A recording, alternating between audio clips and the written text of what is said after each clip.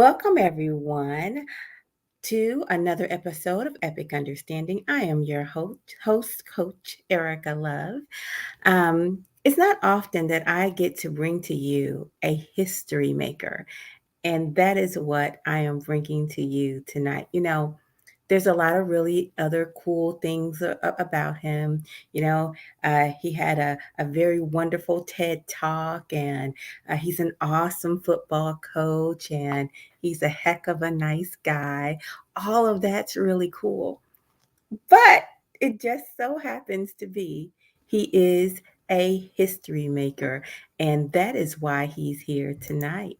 Welcome, Derrick. How you doing, history maker? I am well. How are you, Coach Love? I am fabulous. I am fabulous. What I love about you is that you are a multi layered, multifaceted, open book kind of guy. That That's would be a really fair cool. that would be a fair statement, and your words are kind. We are kindred spirits in that we like to make each other smile, and that is where you know victories are won. So yeah, to all those layers, hopefully they're all good ones. Absolutely. You know what? I forgot to say you were a best-selling author. Family, he's a best-selling author too. You know what? I forgot that. I'm sorry. I gotta look behind me and see who you talking about. Like whoever you talk about. That's a busy dude. I don't know, man. That dude needs to he take a day off or something. You know what? You got time management down. You got time management down. You know what? So definitely, I'm hugging you with my heart, but you're just easy to celebrate. But that doesn't mean you didn't go through some rough stuff to get where you are. Ooh, amen, sis. That is absolute truth and absolute. As our other brother Chip Baker likes to say, you got to grow through you go through, and Yeah. I am an accumulation of scars that love covered up. And Ooh, that's no, good. no, that Scars that love covered up. man, it wasn't easy, but because of that, because I know pain, I know struggle, I know grind. I have respect for it. I have respect for people who are going through it. And then I never, ever value anybody where I see them. I have to see Mm, them at their best, even when they're not quite yet or mhm. not quite there again. Now So, that's the essence. That's the essence of love. That's the essence of love. Now, I want to be very clear. You are the first Black owner of a radio station in Nebraska. Is that correct? according to the records and according to the documents that I got, uh, recently a thing happened, and I'll be fair with you, and I'll do that thing that you know I like to do, which is ask for your permission to tell you the truth, right? Absolutely. That way, that if things veer left or right, you have permission to reset the GPS and bring me back to it. So the numbers are so rare when it comes to radio ownership in America that it isn't an easy find. I mean, you have to be a journalist to kind of dig through and find out what the numbers are. But to my knowledge and to my understanding, this is a real thing. And America's history said that a lot of people of color did not have the opportunity. And it takes Hmm. such a perfect storm and a perfect time and a perfect accumulation of things and people to make it happen. It just black radio ship ownership, especially in a non-conglomerate. I'm an independent, a single owned, single standing. Not that we will stay that way, but Okay. currently, this is what it is. It's freestanding, independently owned. We're one of the very few independently owned and independently managed local stations in Nebraska. So it's a rare thing to have uh, that kind of layer of ownership, especially from the culture that I come from. Wow. So, just to be clear, what kind of radio station do you have? I am the owner of KNTK FM, 93.7 The Ticket in Lincoln, Nebraska. It is a sports radio station. It's the only independently owned and run sports station in Lincoln and in Nebraska. And for what we're doing with it, we've already increased our listenership. We've already increased our revenue. We've already increased our awareness. We've increased the amount of local time that we're on air. Mm-hmm. It is an opportunity to do some amazing things, and the grind will be worth it. Uh, Mm-hmm. Mm-hmm. the result will be worth it, but the narrative is important. So this is pretty amazing because you said the only, and you said that twice.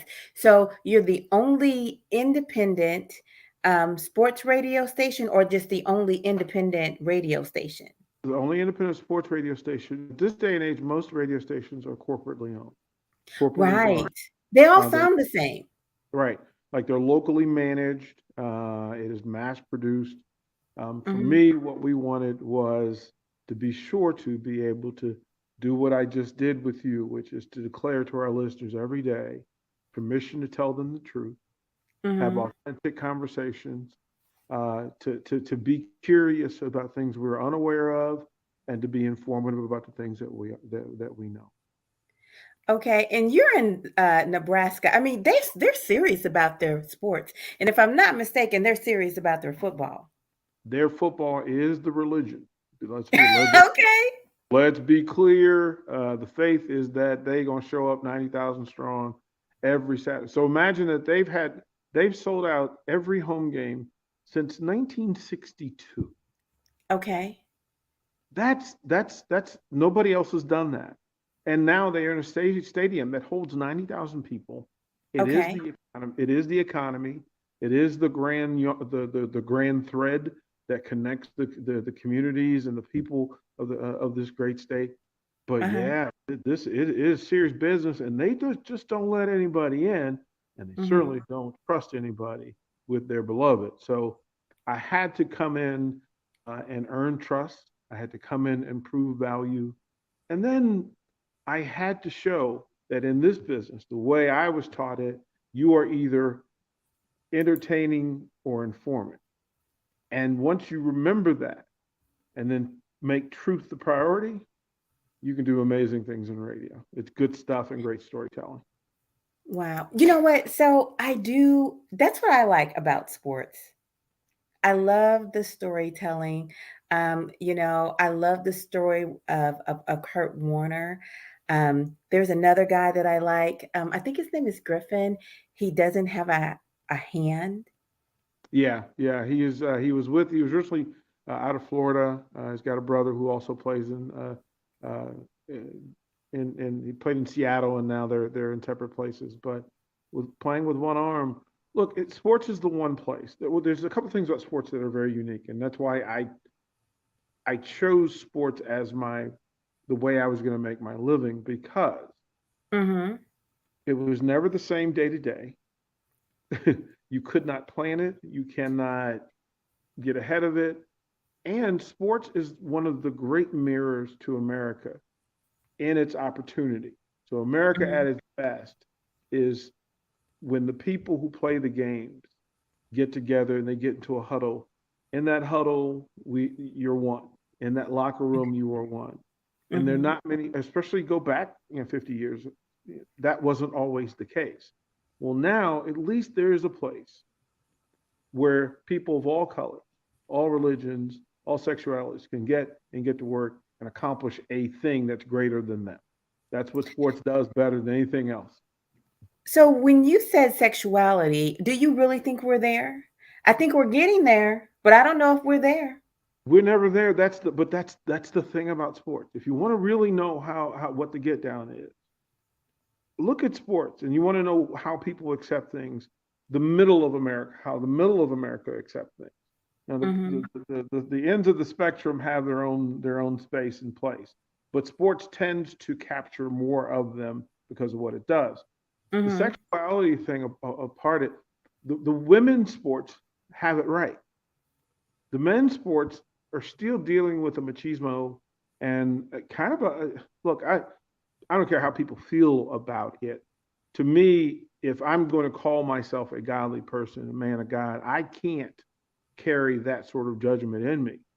That's not my life, and it's certainly not my decision. But look, Mhm. I'll high five you. I'll give you a hug. Go do your thing, especially if it's within a huddle, within a dugout, or in a lineup. That's just, we need to be better. We need to be better. Sports and music are the two things that will move us in that direction. So, have you had players who've expressed their sexuality to you and wanted you to keep it quiet? Absolutely. And I still have to this day. To this day, Okay, my job is not to judge. My job is to direct. My job is got to. it. So I'm not going to tell anybody, hey, you might want to keep that to yourself, or you might want to share. The fact that they confided in me means I did my job. I gave them a Good. place where they knew love was welcome and that love existed. Mm-hmm. That I was. It's not my job to, like, I look. I've had many conversations with God. None of them included Him asking me to judge people. Okay, okay. And you want to know what? I definitely track you with that. I I just don't do it. I just don't do it. My first priority is to love you, and I really do try to stay in that lane. Now I have discernment, but I'm not out here judging. No, to know the truth and Mm-hmm. accepting the truth are tied together. It's in the Right. action of that truth where people get lost and, well, I don't feel comfortable being in that space. Again, that's a you thing. Mm-hmm. And it's Mm-hmm. not about the people you're talking about. The people that you're talking about have their hands full. It's hard enough to be a human being in this day and age. It's hard enough Yes. to be a grown up. It's hard enough to be a teenager. It's hard enough to be a college athlete or a pro athlete. Look, those are the 1% of the 1%. Now, Mm-hmm. add to that this extra thing, right? Where ultimately they don't even just get to be people, right? Like, oh, Wow. you're not even a man no more. You're not even a woman no more. I got to call you something else. No, that's, I will call you by the name that you prefer because you deserve that. I will dig you in your space. That's your space. It's not mine, it's yours. So, and then we collectively reach a place where there's trust involved, there's humanity involved, and that there's love involved. After that, whatever is. So I got a hard one for you. Okay. Um, where what direction do you think we should be going when it comes to transgender men? I think I'm asking that right. So Okay. someone who was born a man but Mm-hmm. identifies as a woman and them playing like high school sports, because I know your station gets all into it. You do professional sports and you cover high school sports. I mean, you are sports and then better yet sports. Well, this is so. Before I came to Lincoln, I was in D.C. and there's a women's professional sports league, uh, and this is serious business. I mean, the women that you now see umpiring and coaching in NFL play in this league. This is Mhm. where they celebrate their love of the game.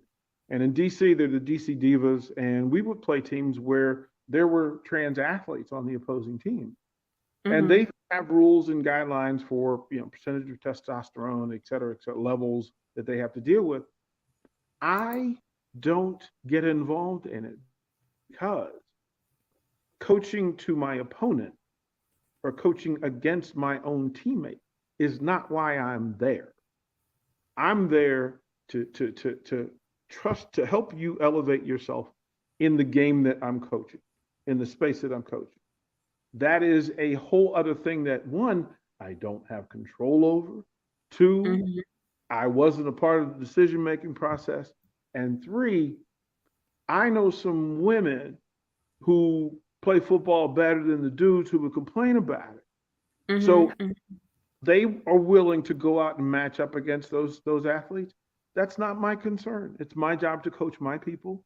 If I have a transgender athlete, I will coach them just like I coach everybody else. When you get into the science behind it, that's a different discussion. But that's not my lane. I'm Mhm. dealing with people, and I don't make the rules to the game.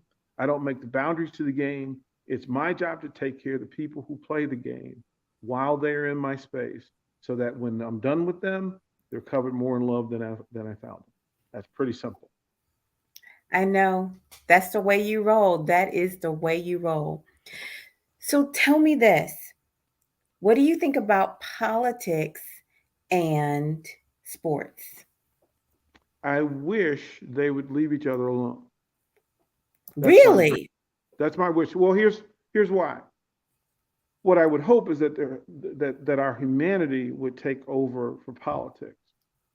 I would hope that fairness and equity and equality, and I notice I said equity and equality, Uh-huh. those aren't political things. They've been made political things, but those are humanity things. And what we all wanted outside of sports is what we want inside, which was the ability to compete on the same playing field at the same level under the same rule. Policy becomes a thing where somebody with an agenda and somebody with the ability to make profit on it becomes involved. I love the Hmm. purity of sports between the lines. It's outside the lines that the nonsense happens and the chaos happens. Yeah, it was required for a long time. America used policy against people. Go, well, listen, black folks understand. Look, I don't want. All we want to do is be able to fight you in a fair fight. Like, let me get in the ring and box you. Let me get in the track and run against you. Let me Hmm. get a ball and let's see who's the better person. That policy stuff, that political stuff, and there's a difference also between policy and political. The policy are the rules and the boundaries in play. And black folks will tell you, long as I know what the policy is, I can get to work and I'll probably catch you and probably be better than you. It's when the policy is affected, which allows secret and private advantages, whether it be from a financial standpoint or a socioeconomic standpoint, where things get messed up. I really wish policy and politics would leave the game and let the games be games. So was it right for um is it how do you say his name? Which one? Kaepernick? Kaepernick? Yes. Was it right for him to kneel? Yes. Okay. That is not a political thing. That is not Hmm. a policy thing. That is a humanity thing. He was saying that in our humanity, we are doing things that we should be better about, and he's drawing attention to it. He didn't Hmm. finger point, like he didn't go to individuals. He simply said, "Listen, in my own space, by the rules that are allowed, I'm going to take a knee so I let people know that I'm thinking about them." Like he did a thing of love. And again, we've forgotten that kneeling in every culture is a sacred statement that I'm bending my knee to something greater, for a different result. That's what we do in prayer. That's what we do in the military. That's what we do in every other thing. And that political thing jumped in, and people made it into something that it never was. Now it was never intended as such, and then it became a whole other thing. Look, that brother did a very simple thing to make other people think that he was thinking of them, and shame on anybody else who stepped outside of that. Now I'll tell you something very interesting. I was looking this up and I found that at first he was just sitting down Mm-hmm. during the national anthem. Mm-hmm. And then he ended up talking with um, someone and someone who was had served in the military. Mm-hmm. And they were actually offended by him sitting down. And so they came to an agreement that instead of sitting, he would kneel. Because he was the guy that he talked with was former military. So his kneeling was actually a act of respect. But And I don't he think that's acknowledged. popularized. Well, he acknowledged that. And look, he isn't the first person in sports who was beat down because he made a statement of others. I mean, Muhammad Ali made a statement of others, and they shut him down. There's a basketball player who simply stood in his own space during the national anthem. He was born Chris Jackson. He is known as Mahmoud Abdul Rauf. Played for the Denver Nuggets, and they chased him out of the league. And he was he was an all star. Hmm. Look, culturally, this country has a problem with change. and then they fight. Somebody has to be the one who falls in the grates when everybody else can crawl over. This Mhm. is what America has done. At some point, America will stop waiting to be right later and get Mm. it right the first time. Get it right to begin with. There are steps for that in play, but no, that Cap did a thing that look, it was he couldn't have imagined that it would become what it became, but Mhm. it became Mhm. something because of other people's opinion of it, not what he intended. Hmm. I got it. So let's talk about this new thing that's going to happen with the national anthem. Hmm. There's going to be two. One, our standard national anthem, and then one is, Lift Every Voice and Sing, which is known as the Black National Anthem. What are your thoughts on that? So people have forgotten that the anthem is the politicizing of the game. Mm, It didn't always happen. It wasn't always a part of sports. It was added during wartime to get Americans to stand together in a thing, in a place where they got which together. war? Which war? Well, what started World War I and then World War II and then Korean War, it was done because it was a way of getting large numbers of Americans together to feel good. So if you go to a place that had 50,000 people and the Americans were together in it, anytime they could stand together was a victory. But once the anthem has been taken and politicized, right, and to say that it stands for a group of us and not all of us, then you've crossed the line. Mm-hmm. Look, as a coach, I don't coach from political points. Um, I love doing things together. I love it when this country does things together. I love when they have pay attention to each other and have an understanding of each other. My Mm-hmm. players stand together during the anthem because it is a moment for us to be together before we have to be together, right? Like I Mm-hmm. always say, you can't finish together if you don't start together. And so that's what that is for most coaches. It's an opportunity for the team to get together on the same page. The Black National Anthem, again, it's not like everybody knows it. Like people use it. Right. It's now being used as a political thing Mm-hmm. rather than being celebrated for its beauty and its intent. Right. So, right, like Yeah. it's not this. This is a weird way to get people to know of it, speak about it, and hear it. It But should be much simpler than it is. I think I'm not sure what the intent is by doing this. Um, and I think people will begin to know it and it will push forward an agenda. I'm not sure if this is the right space for it. As I said, I'm consistent. I'm consistent. I want for political and policy to get out of the games so that you can focus on simply what people got together for. Teams get together with for a certain purpose. The anthem has very little to do with it. Um, So do you think we should not play the anthem at all? Do you think the anthem should go away? I don't think go away. I think it was done. Now it's been soiled because now it belongs to a certain faction of people. Mhm. Like it's used. Oh, well, you better stand, or you're not one of us. That's not the intent. That's not Mhm. togetherness. That's not unity. So until we figure out exactly what it is that we're doing, all of Mhm. this is just peripheral nonsense. Like this is look. If we're standing together and you're playing uh, do the hokey pokey. If we doing it together, I'm cool with it. It's when you Mhm. draw a line in the sand between people that you're supposedly playing this for. It's hypocritical. Like let's we're not using any of this stuff for the thing that we're supposed to be using it for in the space that we're supposed to be using it for. So So let's talk about this. okay, Let's talk about this. okay. What do you think of the new halftime show. Hip hop with Snoop and Yeah, Amen, Amen. yeah. There's something for everybody. There's Well, something yeah, that it is true. I'm not sure how um, baby boomers necessarily are going to feel about that.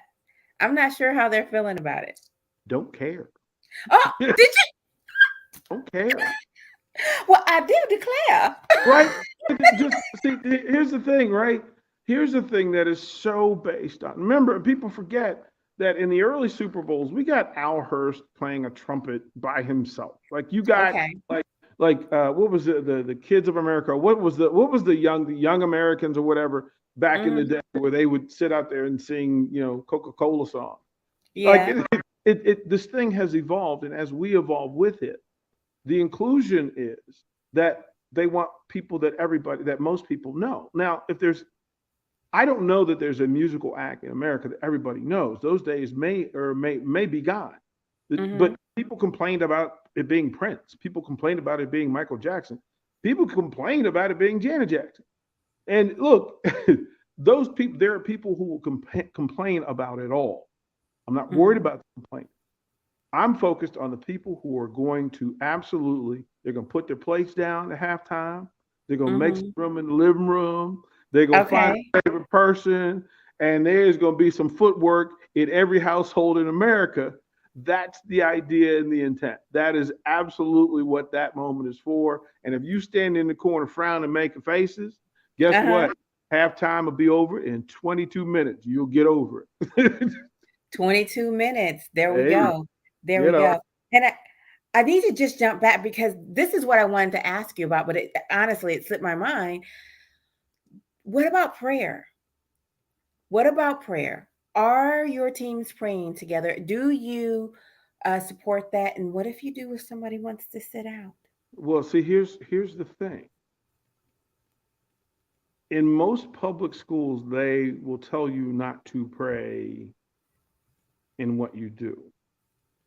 And in a school that I coached at, a high school I coached at in Virginia, um, I put together this thing that we say before every game, and it's also very similar to what they do here in Nebraska. And I presented it to the athletic director, and his response was, well, this sounds a little bit like a prayer. If you're asking people to get together and lower their heads, I said, okay, well, then I tell you what I'll do is I'll turn it into a shout and we will call it the code and we will do it all together because my thing is, again, if we can't finish together unless we start together. So Hmm. before and after every game for 11 years, every team that I coached in three sports would get together and say this thing. And you had Wait, do folks we get to sit. know the thing? Oh my goodness. It's a, so depending on the school color, uh,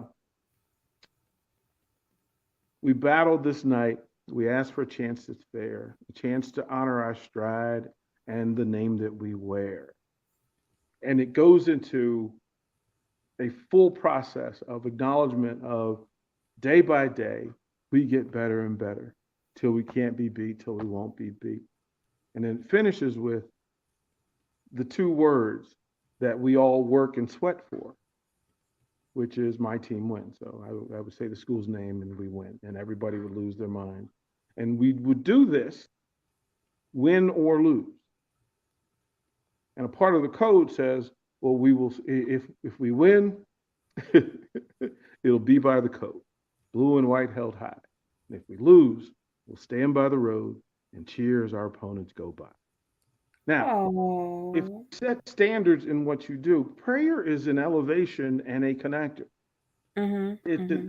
understand it changes level and location. Anytime Hmm. you are in prayer, you are either lowering yourself or you are elevating yourself Hmm. either because your balance is off.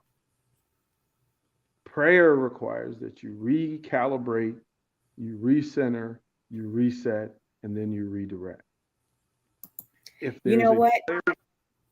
go You ahead. found a way to get it done. That's all I'm going to say. You. See, here's the thing. There's a thing I used to say in college to my coach. which was tell me the rules so I know what I can and can't do. Mhm. And Mhm. once I know the rules, I will figure out how to make it work. There you go. There you go. So, You're gonna get it done. oh, I am a get it done kind of dude. That is legitimate and bona fide. So I know that you have had some I don't know, big time decisions to make Hmm. and some big time problems to solve Hmm. since you've been the owner. How long have you been the owner? Because I mean, it's brand new. You're hot off the press. Brand new. It's 6 weeks, maybe Wow. 6 weeks, maybe. Wow. No, 5 weeks because September 1st. Okay, September 1st. September 1st. Look, you're 1 month in. Happy anniversary. It's got that new radio station smell, you know. Exactly. So, you're at the infancy stages of owning this radio station. What kind of problems have you had to solve? Woo! Let's go to church. Uh, the thing that happens with any new business, especially if it's one that's already open and you've got to renovate it and make your changes and slap some new paint on it and tighten some screws and such. But the thing that happens after you buy a house and rebuild it is the day after you go to contract and close, a pipe that wasn't leaking starts to leak. Mm-hmm. For us, so Marketron is the basis for radio tracking, traffic, billing, etc., ratings, Uh-huh. all of the above. We were notified 2 weeks ago or 10 days ago that Marketron had been under cyber attack from the Russians, which basically meant that every radio station in America on that Monday was manual again. There were no electronic billing, there was no electronic tracking. All of the commercials had to be handled individually, manually. All of your billings had to go back to being paper, actually billable invoices. None of your payment, you couldn't take payments. Like there's just imagine the nightmare that is. And I felt awful, just awful.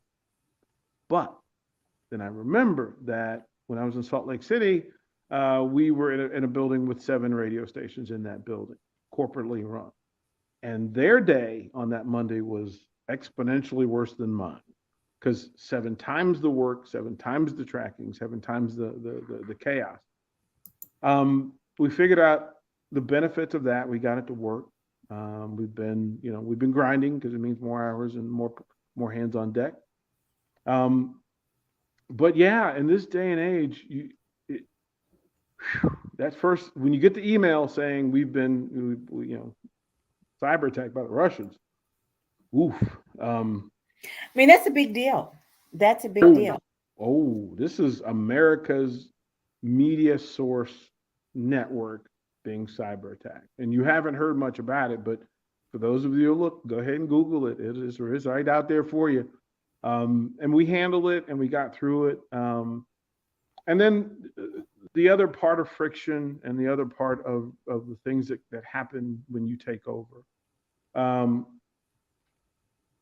I'm a minority, Mm-hmm. Mm-hmm. and in certain spaces, especially middle America, uh, conservative, sometimes that's frightening. Like I understand that I frighten people who aren't familiar with me.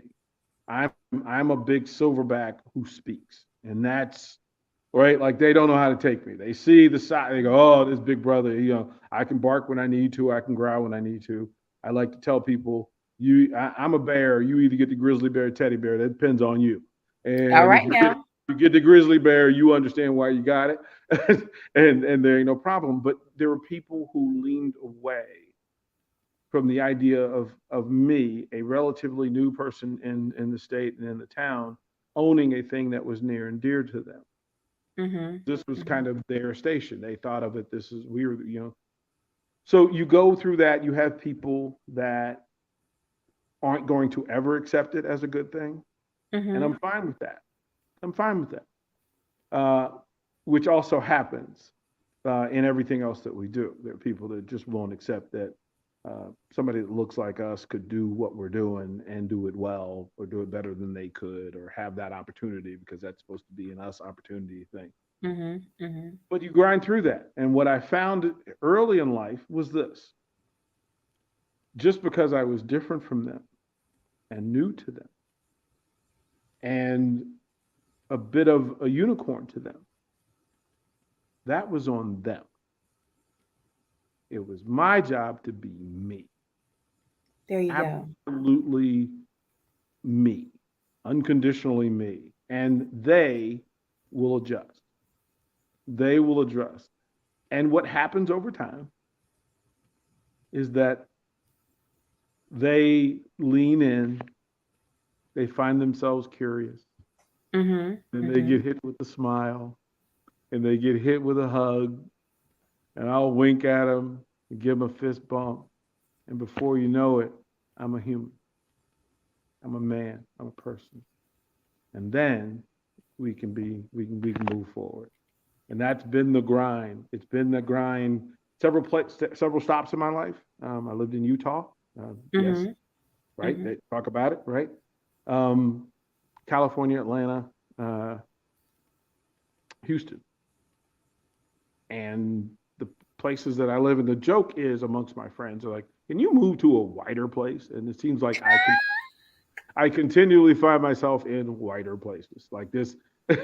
Like it's like, oh, somebody will come looking for me. Oh, we're looking for DP. Oh, you mean the black guy? Yeah. You know what? Let's hover over that for a second. Okay. Do you do you feel comfortable being the black guy? Yes, because that's why I've been put where I was put. Mhm. Mhm. Not everybody could go through the stuff that I go through. Not everybody's built for it. Nobody else is particularly wired for it. I wouldn't put this on anybody else. And it's my job to be often to be the first one, so that there can be the next one. So, before we go too far, can you tell me what kind of stuff do you go through? Oh, good, good. Oh, this Wait a is minute. Good googly goo? yeah. This is its own book. This is its own book. So imagine. So back in a previous life, I ran bars and nightclubs, and sports bars. And so, of course, at the end of the night, I would close, and you take the cash from the bar, and I would take it because I need to take it to the bank in the morning. And when you first start doing that, you're still an unknown. Well, imagine in a high rent district where a police officer rolls up and sees a black dude leaving a restaurant at 3 o'clock in the morning. Well, until they know, they don't Mhm. know. So it Mhm. becomes, hey, what are you doing at this restaurant? You breaking in? No, I'm locking it up. Uh, like this is my bar. This literally is my bar. So I'm just leaving work. I'm at work like you are, and you have to Mhm. explain it. It happens several times. It happens a lot. In Virginia, I have a nice house. It was a nice house, and I was out front just puttering around. You're puttering around on your house, whether it's early in the morning or late at night, and you get that pull up, and that first one is, hey, what are you doing at this people's house? Well, I'm living. That's what I'm doing. I'm living. Or you Um, get, or you get, hey, do you do lawn service? Because I'd like to hire you. Oh no, no, you don't. No, you don't. I've been stopped outside my own home. I've mhm. been stopped outside my own business. I've been threatened privately and publicly for being in neighborhoods that people weren't familiar or comfortable or used to somebody like me being there. Again, this is everywhere. Literally in every place that I've ever lived and worked, that's been a thing. Um, Mm. but I've figured again once I know the rules, I figure out how to win. Then it becomes make I have to make myself bigger, not smaller. Mm. I have to make myself known. I have to show strength. I have to show presence. I have to show ownership. I have to show what my grandfather would call moxie. and being aware of my situation and my surroundings at all times. At Okay. all times. And because of that, again, I've been put in a lot of situations a lot of people haven't. So I'm prepared for it. I'm prepared for it. So, in your current scenario, because you've only been in Nebraska for 2 years, 2 years okay? And in that time, you've acclimated and you've bought a radio station, okay? So in you're a fast pandemic. tracking this. In a Hmm. pandemic where you Yes, couldn't in meet a people, pandemic, my where you goodness. couldn't meet people. Yeah. Exactly. How Right. amazing. But yet, I'm still curious, are you still, not that you're asking for permission, but are people still wanting you to ask for permission to exist in your fullness? Absolutely. And it's a daily thing. So a part of sports radio and radio in general is the engagement with people. Mm-hmm. Right. And this station is proactive, and we have a text line where people can literally text us anything throughout the entire show, and we'll read it on. It's a way for them to ask questions or add insight or otherwise. And we have an open phone line, and we have an open door policy. Folks can come in otherwise. But in this day and age, especially during the politics that were going on and the pandemic that was going on, Mm-hmm. people were divided, and people make several assumptions about me without ever knowing. Right? It's, Mm-hmm. oh, I, I I've lost count of how many people said, "I can't believe we let a liberal own a radio station." Oh, wow.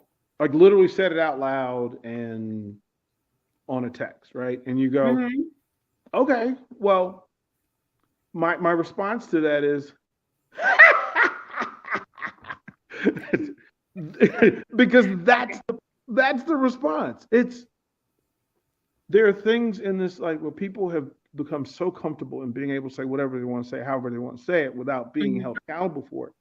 So Mm-hmm. my thing is, I've earned my place. I've earned my spot. I've outworked people who had the opportunity to do this, but I've outworked them. I've out hustled them. So now I have to pay attention to code speak. Mm-hmm. Mm-hmm. Code speak, where people will speak about a thing without saying it out loud, Mm-hmm. being called arrogant. Oh. You're very arrogant. Mm-hmm. Mm-hmm. You should be humble. Got it. Oh, well, the silverback speaks. Mm-hmm. Not used So to, that's that permission, the permission to be yourself. right? And it's that thing that happens. I've said this. First of all, anybody that calls me arrogant is out of pocket and out of line. It's my arrogance, my confidence. I have to. I have to. I can't do the things that I've done and been the places I've been and be small. Mm-hmm. The only Mm-hmm. time I'm small is in a space with young people and with God. Otherwise, I am a big, huge, mud stomping silverback. The only thing about that, you know, it really surprises me that someone would call you arrogant because it's so far from who you are. I But mean, that's why. really far But that's why it from who doesn't. you That's why it doesn't land. That's why it doesn't land. It's that love prince thing, that so covered in love that nothing else can stick. are. Mm-hmm. That's not a love thing that they're operating from. So it can't affect me because it's simply not true. They can call me orange. It doesn't make it true. So why would I be affected by them calling me arrogant? You know what? You're doing really well because one of the things that people do to you is that they create a false narrative. I actually had someone tell a flat out lie about me on the air. They took a little bit of truth and then took some fabrications that they had in their head and they said it right flat on the air. I was dumbfounded. And because I did not want to kind of feed into it and I didn't want to create content for them, I didn't really address it, but it told me a lot about that person. It depends, and in true story, it depends on my day, quite frankly. Okay. There are days when I'll ignore it because it's just not true. Like you basically just said, "Oh, an elephant's in the room." No, it really isn't. So I can either acknowledge the crazy or shut it down. But there are days when I simply say, "No, we're not doing this today. We're not doing this today." Um, in this day and age, it people aren't used to people setting them straight. They've Mm. had freedom. They've had freedom, one, to be anonymous and to be distant. Right? You can say whatever you want from 30 miles away. But I've always said this about people. I say again, don't be fooled by the smile and the brain. Don't, because I wasn't always this dude. Mhm. Like I Mhm. was like, don't let what Steve Harvey said. Don't let the suit fool you, baby. Mhm. That's not where I'm from. That's what I wear. What I will tell people in the simplest terms is, don't say anything to me on air or in this space that you wouldn't say to me in a dark closet with no room. Oh my God! Look at you. That's Real funny. like look, they I being on air and having the microphone means I have to be accountable for what I say. Like there has to be truth Mhm. to it. There has to be like it's got to be trackable. It's got to have facts. But the people who are listening can say whatever they want just because that's how they feel they want to say it. But that difference is I'm being a mature grown up in how I present myself and the things that I say. They are being childish in what they're doing. I will often say, well, quite frankly, there are things and there are times, and I've done this several times, and I'll just go, let me help you out. Let me help you out. We're not going to do this. We're not going to do Mm. this.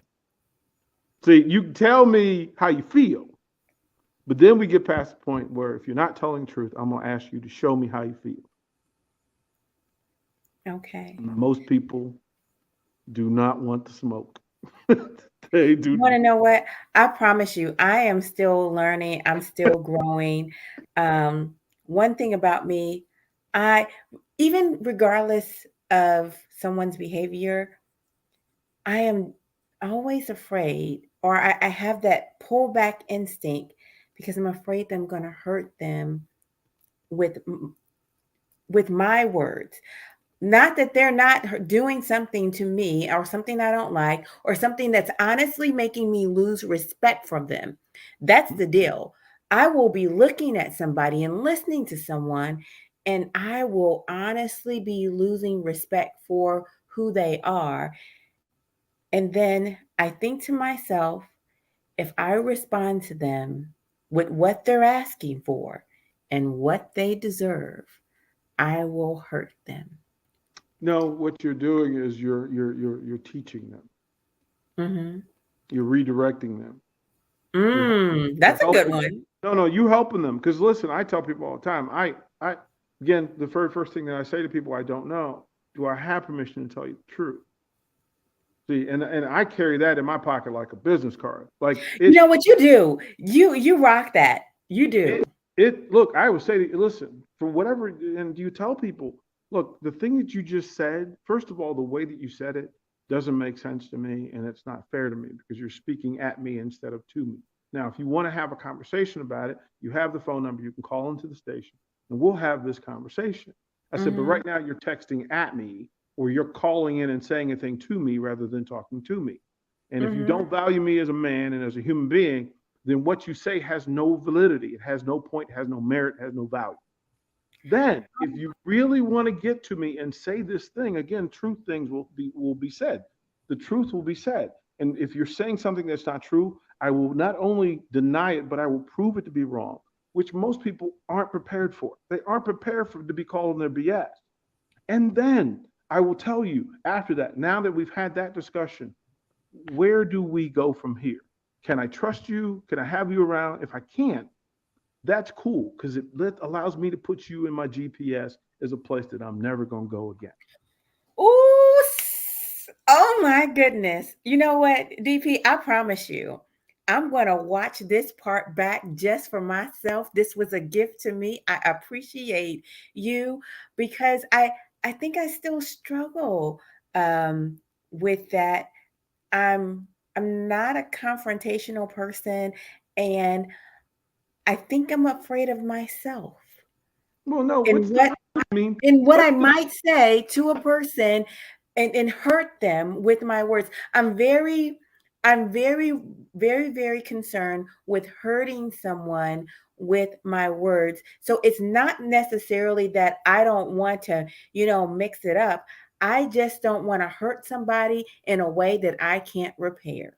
but you are repairing them because you're keeping them from doing that to anybody else. Think of all the people behind you, after Hmm. you, who will Hmm. not have to deal with the nonsense that you corrected, redirected, and I changed. like it. I'm working on it. I'm signing up for class with you. I'm getting me a session or two. No, this is what it is, right? You say this. Look, I know that. Look, I know Miss Coach Love, and we got the hair tight, and I'm feeling like I got the faces, and I'm all glowy, and I got it. Like I'm like, you got your broadcast voice, but I also know from my heart of hearts that there are times when you take the glasses off, you let the hair down, and you want to handle your business because you deserve to. Hmm. You deserve that respect. You deserve that consideration. You deserve that kindness. And anybody who would not give you those things, Hmm. come on, you're a welcome mat for everything good in the world. Why would somebody want Oh, to bring that nonsense to you? And that person is coming to you and saying, listen, I'm in pain. So I would say hurt people, yeah, that's true. right? And as long as we understand that, and you understand that, listen, this is unicorns and skittles. Like you come over here and get the good. But if you come over here and you poke the teddy bear, then what you are literally asking for is the other. And the other is purposeful. We're not talking about with malice. We're not talking about being Hmm. violent. We're not talking about being aggressive. We're Hmm. talking about setting a thing right. And that's what Wow. it should be. How did the wise one say it? Don't write a check that your butt can't cash. Hey, it's that thing. And look, what's the meme that there's a meme that everybody uses that says, you know why I don't go out at night? You know when I'm out with my people? You know why? Because the streets they love me, and I love the street. Ooh. That's why I can't be out here doing that nonsense. That's why I can't allow people to put poison in my soup. My soup was good, right? Mm. It was good. I plan the ingredients. I'm real particular about it. I take my time with it. But guess what? There are people out there that don't know how much love you put into your soup. You cannot allow bad cooks to put their hands in your soup. That's not allowed. Mm. The moment they bring that and say, I'm going to bring that nonsense, I'll put the lid on it and say, no, no, my friend, not here. Mm-mm. It's not happening. It is Not not happening. happening. Okay, so I want to ask you a couple of more tough questions because you told me Hmm? that the culture in sports, I can't say it exactly how you said it, but you said there basically you were saying there are a lot of black people playing in sports, and there are a lot of white people speaking about sports, Hmm. you Yeah, know? yeah. So kind of unpack that for me. Talk to me about that. So culturally, I mean, the business has been, and there has been a shift in that you're seeing more black faces, more and hearing more black voices.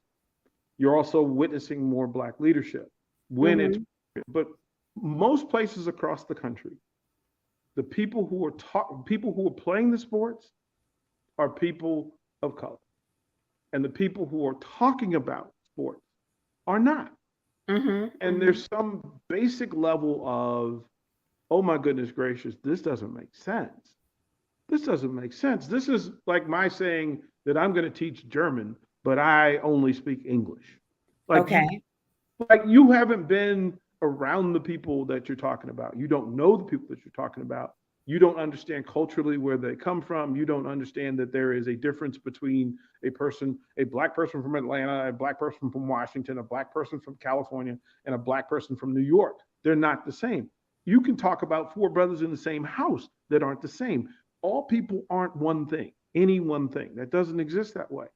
So if you don't understand that when you talk about the games that are being played and you don't know where the people come from, you don't know their circumstance, you don't know their faith, you don't know their choice in music, you don't understand it, you don't know why it's a thing, then your ability to talk about it,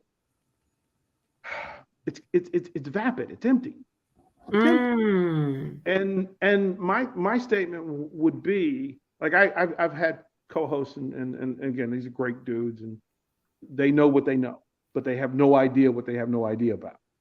And Okay. so I spend time explaining to them what happens, what caused the situation that we're in. Mm-hmm. And you understand that they have no idea of understanding what the person from a particular place who has a certain neighborhood that they have to grow up in, survive in, grow from, leave. Mm-hmm. And all of those things get packed up and brought to Midwest America or rural America. And you're expecting this elephant to understand how frogs live. Oh, wow. Like it's a weird thing. Now there have been steps in order to Mm-hmm. correct that, but it's been my place and my job and my honor. It's a blessing. It's a gift, right? To be able to Mm-hmm. explain to people. Okay, first of all, you're gonna reason to be afraid of black folks. You just don't. Mm-hmm.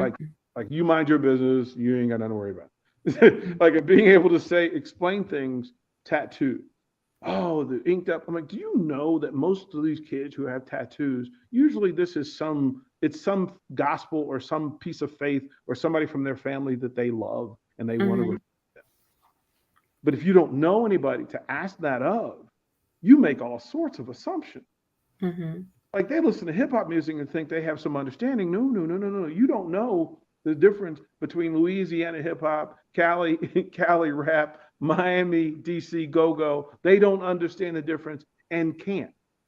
And if you Mm-hmm. don't understand that, then how can you talk about the guys in the NBA who socialize in a way that's entirely different than anything that they've ever known?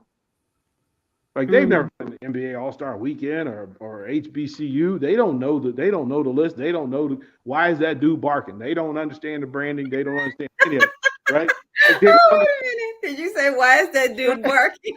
right? Like they can't possibly understand until somebody Mm-hmm. explains it to them. And then there are people who will put in this space to share themselves in a way that they will listen and that they will understand. There are times when I speak and we do that thing where we voice to the environment that we're in and the Mm-hmm. company that we keep, right?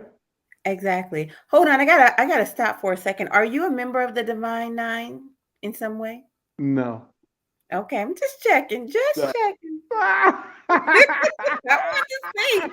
No, There are a long list of fabulous things about you. I was just checking to see. I get asked that a lot. Mhm.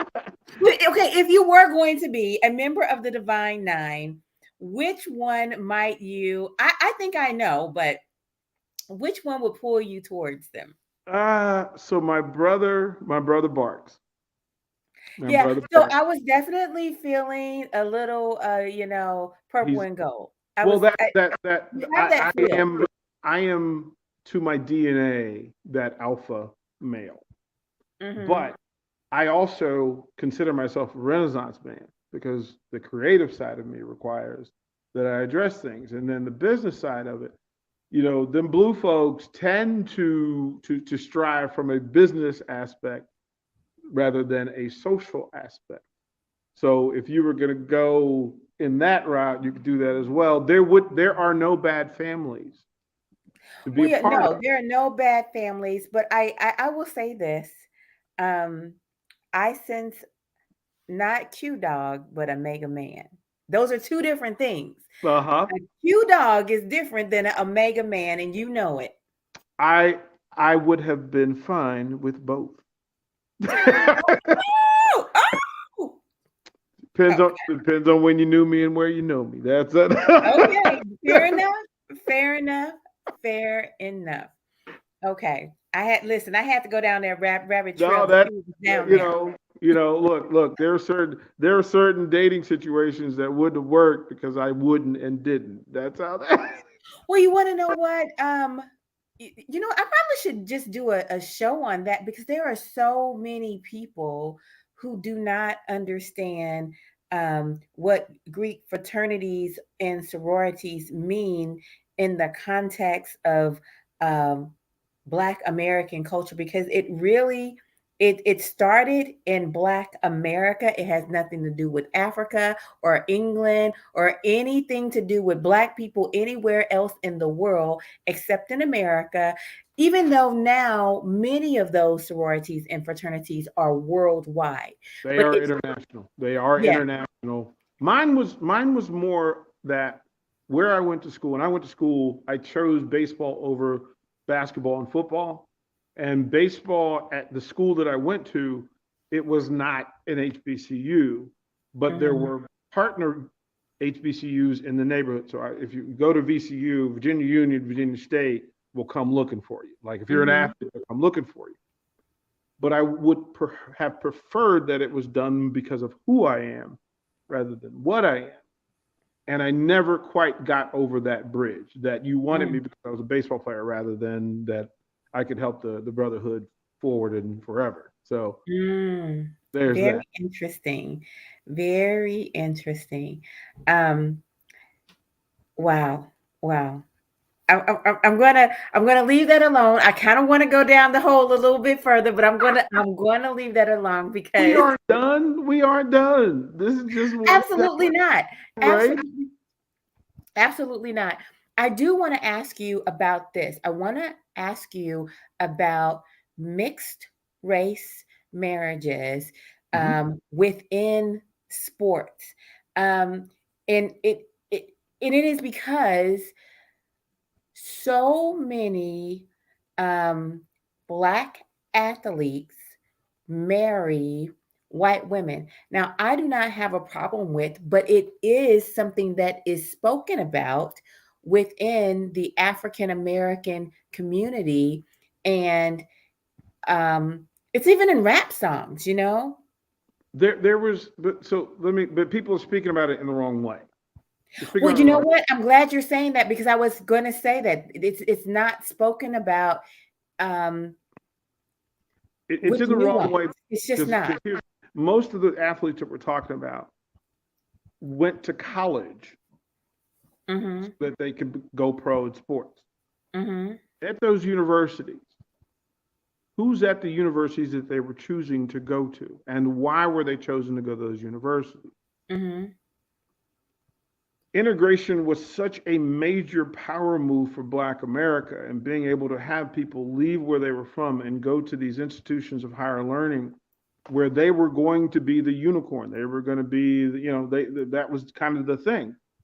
But if you're in a space at your peak teenageism Mhm. and all the things that come with that, where are you and who's around you? Mhm. And if you were tied to a university, let's say you are in Evanston, Illinois, Mhm. or Salt Lake City, Utah, or Louisville, Kentucky, or Clemson, South Carolina, who's around you if you're an athlete? Mhm. Who are Mhm. the young ladies that are around you in large numbers? Mhm. It may not have been sisters in Mhm. that Mhm. space. And if those sisters were there, what were their opportunities to get close to that athlete? Okay. Okay. So in the environments that I've been in, generally it's you are a product of your environment. And if you're at the University of Kentucky or South Carolina, guess what?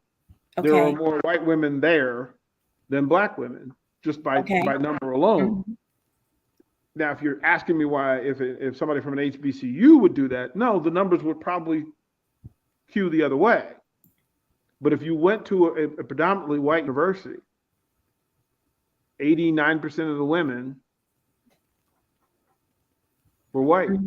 What are you not going to date? You're not going to have what? You're not going to hook up? No, Right. no, You're not no. gonna That's fall right. in love. Right? So, Like you went. And I often said that. Now I'll tell you again, I'll tell you an absolute truth. And this is some people will find this funny, some people won't, but that's okay. So growing up, I grew up in a black neighborhood, like a black mhm. neighborhood. And because of the size of that neighborhood. Everybody knew each other. Okay. Everybody knew. And generationally, this was a neighborhood that some of the first slaves were freed in, and space was created for them as long as they stayed in this area. Mm-hmm. In that space, all the things that happen en masse happen in that small space. Well, okay, so I did not know who my father was Okay. until 4 years ago. Mm-hmm. I would try to date as I was a teenager. I would try to, like, you go hang out with somebody, you go to their house, you hang up, and I would hear, baby, y'all can't date. Y'all can hang out, but y'all can't date. Y'all might be related. Okay. Okay. And I remember one specific where that happened with somebody that I hung out with quite a bit. Mm-hmm. And I knew her family and her family knew mine. And it was, baby, you can't date that boy. Tell he got to go home. Y'all probably cousins. Well, that Mm-hmm. happened 5 or 6 times. Okay. Okay. Now I'm a teenager and I'm an athlete and I'm like, man, I'm supposed to have girls. I'm supposed to be in this Oh, wait thing. a minute. You're supposed to have girls. Like I'm supposed to, like, all of my friends. This is what they did. Like they hung out. They go to dances. And it was like, look, I can't. My mom said I can't hang out with you because we might be cousins or something. I'm like, we ain't cousins. Fast forward to when I found out who my father was. Do you know that one of my high school girlfriends, my first, Was you, wow. Kissing and, cousins. and we said no, we never, because we never crossed that line because her parents told us not to, Okay. and I Okay. was respectful of it. But then I also did this thing, and she said, "Well, I'm so glad we didn't hook up. That would have been bad, bad, bad." And that was a bunch of my female friends growing up. But then here's the thing: you hit 16. I'm in high school. I was bused, so I'm one of those first people that was bused from a black school to a predominantly white school, Mm-hmm. and I'm 16, 17 years old. Mm-hmm. Everybody else dating. Everybody else hooking up. Mm-hmm. And then I said, well, that blonde haired girl over there ain't my cousin. Okay. Okay. Okay. There you like go. her mother, like her mother might tell me we can't date, but it's an entirely different reason. And, Okay. Fair and that enough. happens too. So that's what it was No, for we me. haven't even gone down that road yet. How? Because your wife is a white female. Mhm. How does that? How does that? How is that received? Well, here's the thing that happened, and again, we're all a product of our environments. So as I just said, trying to date in that time and space for me was rather difficult. It was hard. I had black folks telling me we couldn't date. I had white folks telling me we couldn't date. I was like, okay, well, somebody gonna want, somebody's parents gonna say, yeah. Well, after college, funny story. After college, we go to the beach and we hang out, and we hung out with a group of girls from a school. Went back. We said, make sure we hook up when we get back. We got together, party at a girl's house. The girl that invited me, I walk in, we start dancing. I look over, and there in the corner is this woman. And I'm like, well, who's that? And they're like, well, it's her house and it's her party. And I'm like, I need to be honest with you. I should probably be over there. And I told her, well, we sat up and talked till 3 in the morning. Just talked. Oh. It wasn't nothing, like, we just talked. Well, the next morning, when we had finally, like, kind of dozed off, knock at the door, it's her parents. It's her parents. This is 1985, maybe. Imagine, like, my fear is like, oh boy, like, this is a Mm-hmm. problem. Because normally I need to climb out the window or some nonsense.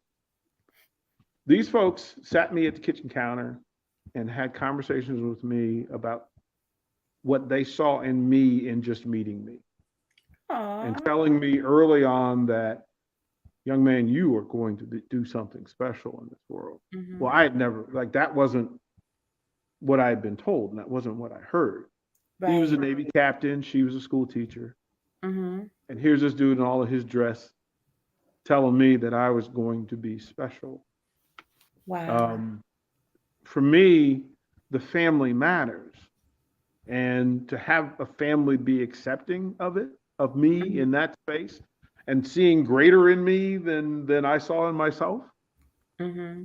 I was like, okay, well, wait a minute, we need to talk. Like, we need, we got Yeah. Wait a minute. You were like, all right, all right, all right. well, but she made a point, And I lived in a black neighborhood. We didn't have money. We didn't have money. But Mhm. she would come and sit on my front porch in a black neighborhood with my mom for hours. Yeah.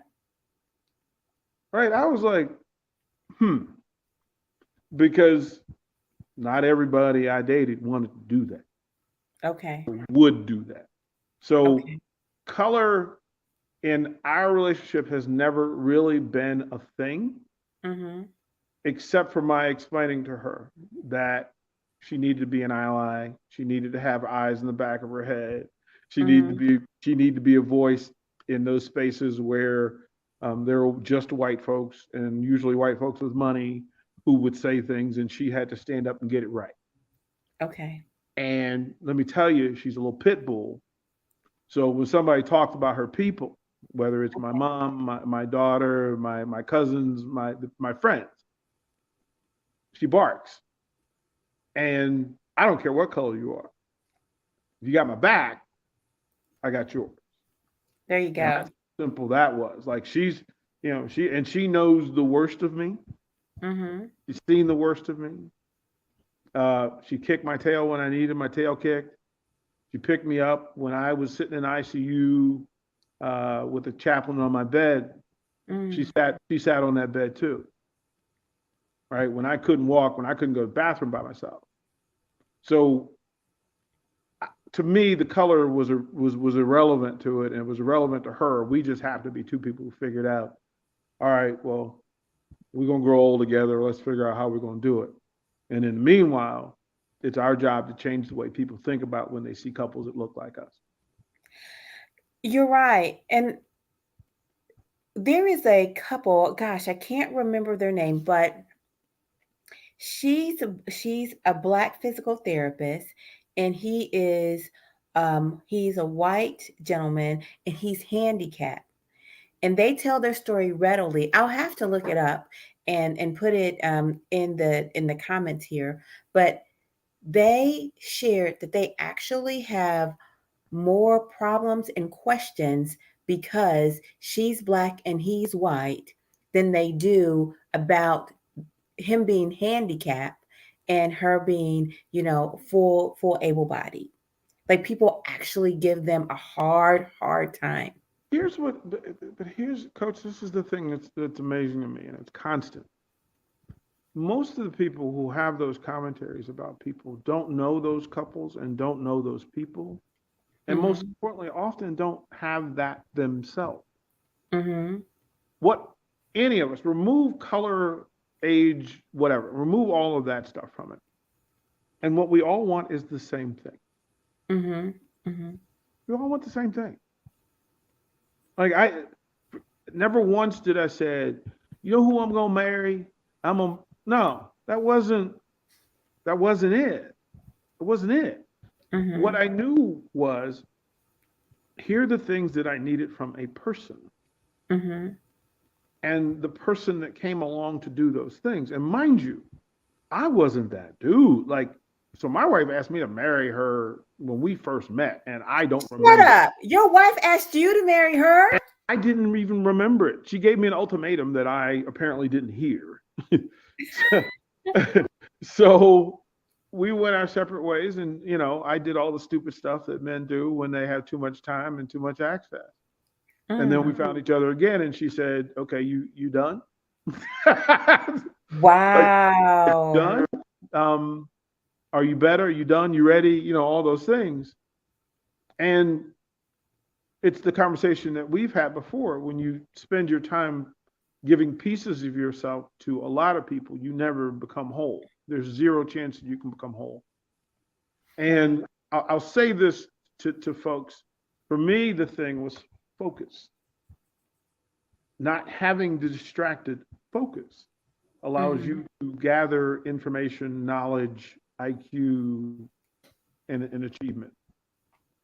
Like you were supposed to be partnered in this world, even if it's just from same affection on a consistent basis. Mhm. Like there are people like you don't have to be married to have somebody that has your back. We all want people that have our back. And we all want to be the back for somebody who's worthy of it. Color Mhm. was like, to me, color was never a part of it. Finance was never a part of it. Religion was never a part of it. IQ was a part of it, and heart was a part of it. Like, I Mhm. look, if your heart, I need that good heart in my life.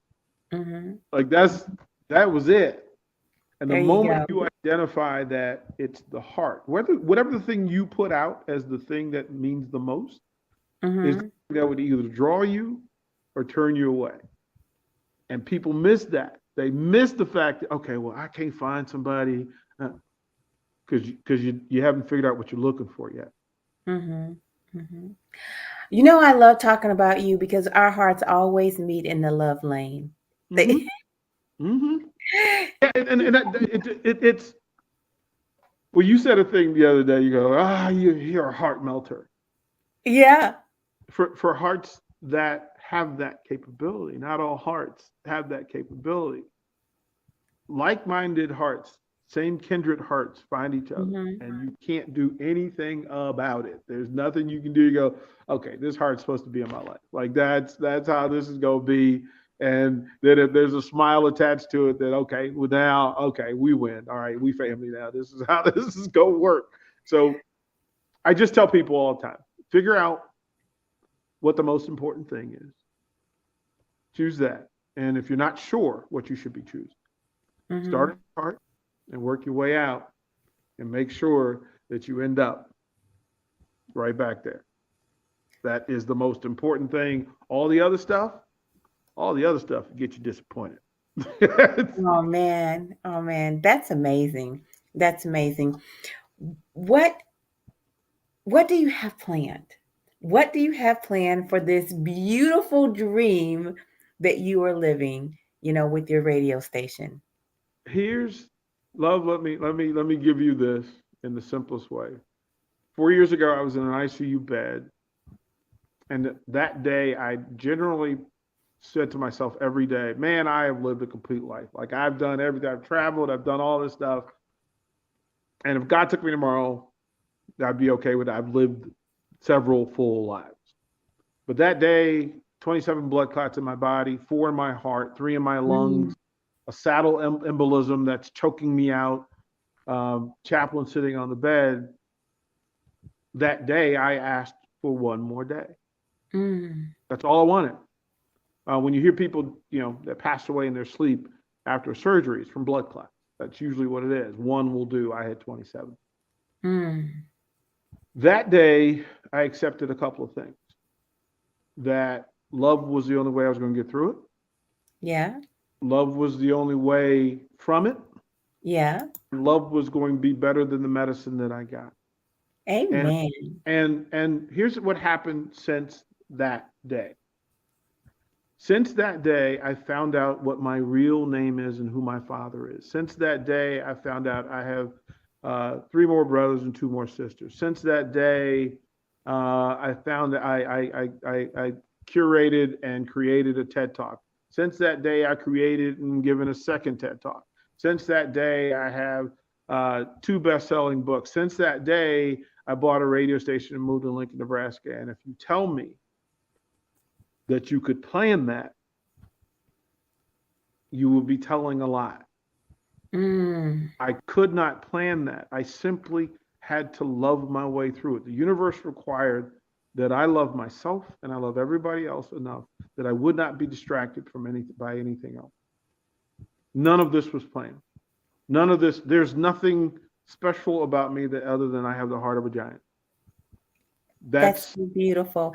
You know what? Do you remember Billy Ocean? I'm yep. hearing that song in the love zone. It was Hey. right. Like that's like somebody we were talking about. We were in a late night chat, a panel, and they said, "Well, what do you want your legacy to be?" Yeah. And I said, "Well, I hadn't really thought of it, but there's a thing that people think about their carbon footprint, like the things they consume Mhm. and push out into the universe in their lifetime, carbon footprint, where they've been, what they've used, what they've done." Mhm. I said, but that wasn't human enough. That wasn't positive enough.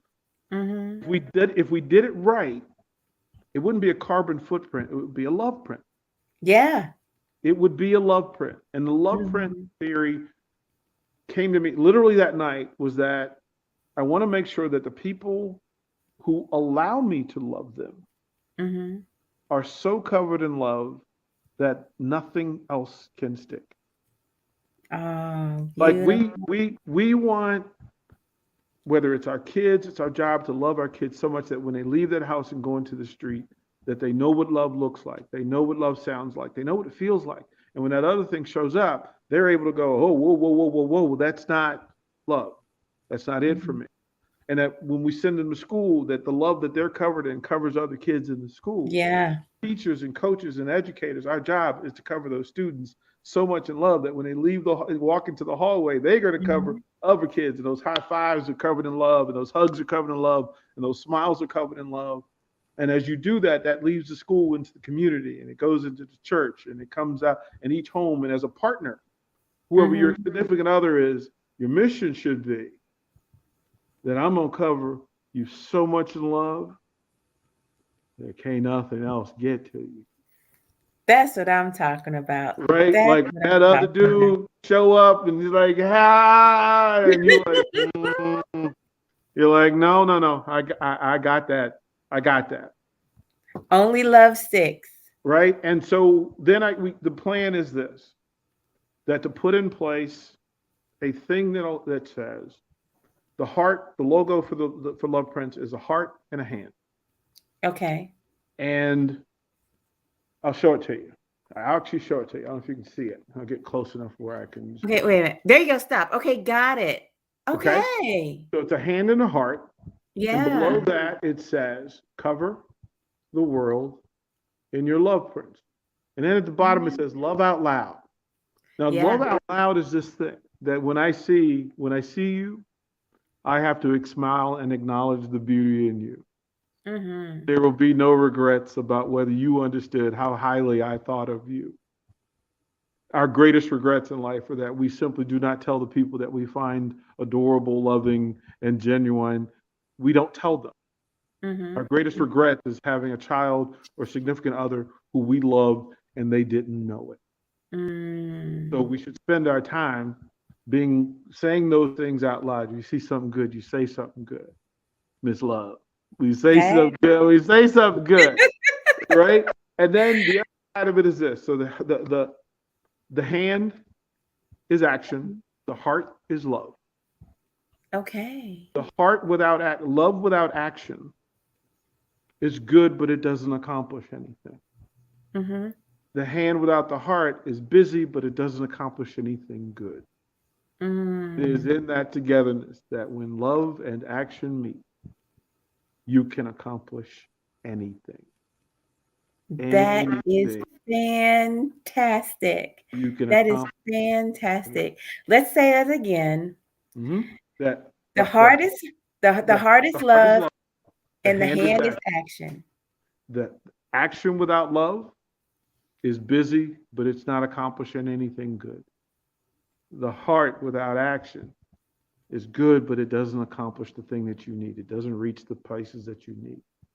But together, love and action can accomplish anything. And that goes for your relationships, it goes for your business, how you handle your work. Most people would say, I love sports. Mhm. Yeah, but do you love it enough to be active in it?